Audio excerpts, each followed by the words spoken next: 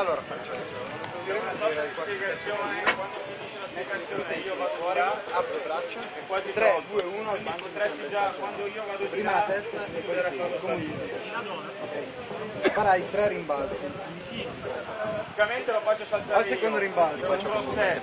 Al secondo rimbalzo. Mentre il commesso prendi questa cosa spiegata e la tiri in questo modo, fino ad arrivare a questa parte.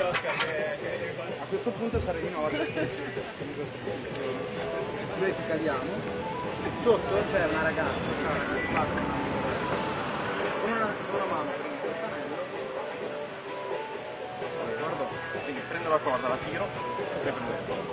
Dopo ti passo una corda verde. Francesco, giusto? Sì. Direttamente da Chicago, un applauso per Francesco! Bravo ha detto!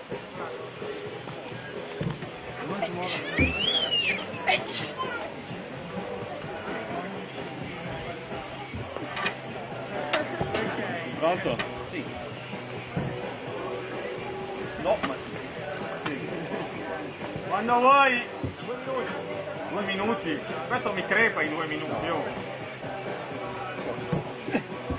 Sei pronto? Non sei emozionato? Io un po'. Ma non per il salto, per il drone io. Non ci sto pensando in questo momento.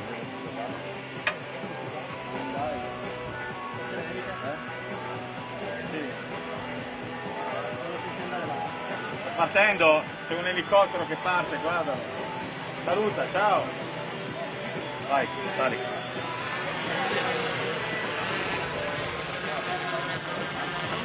Vai. Ok, apri le braccia. Aspetta. Devi girare il drone. Pronto? Guarda che trema questo. Lo so! 3, 2, 1, bungee!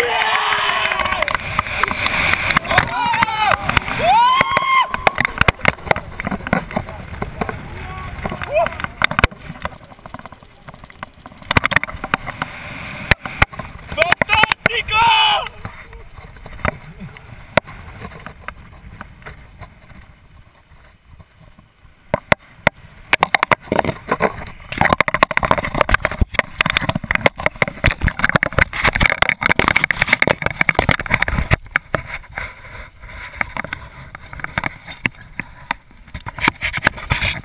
Mitico!